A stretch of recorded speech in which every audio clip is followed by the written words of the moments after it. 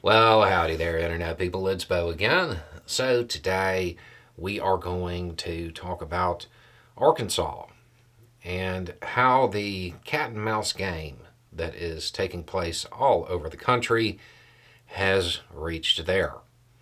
And we'll talk about what occurred, what it means, and kind of talk about a wider strategy issue that has come up that people may not really understand the significance of. Okay, so what happened? A group in Arkansas got more than 100,000 signatures to get a measure on the ballot that would basically block abortion bans. The way I read it, it looks kind of like the government can't do anything there. The state government can't do anything to in any way impede anything before 18 weeks. So they made the announcement that they had it on Friday.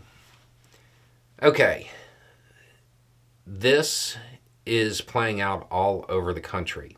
These ballot initiatives. I want to say there are 5 that are guaranteed to be on the ballot in 2024, 11 possible.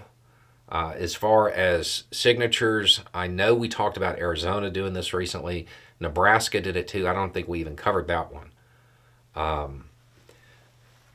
There are a lot of efforts to get this underway. Okay, so obviously you have the reproductive rights issue at play here, and that's why these are happening. The reason people are paying close attention to them is because it will likely increase voter turnout. And that's where the question arises, because people have kind of, sent messages in saying, well, if they had 100,000 signatures, those people would show up to vote. When you're in an incredibly red state, you may not show up to vote.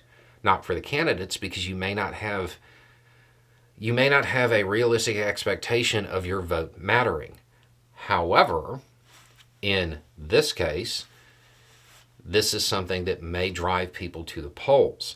When they show up to vote on one of the ballot initiatives, they will probably also vote for candidates.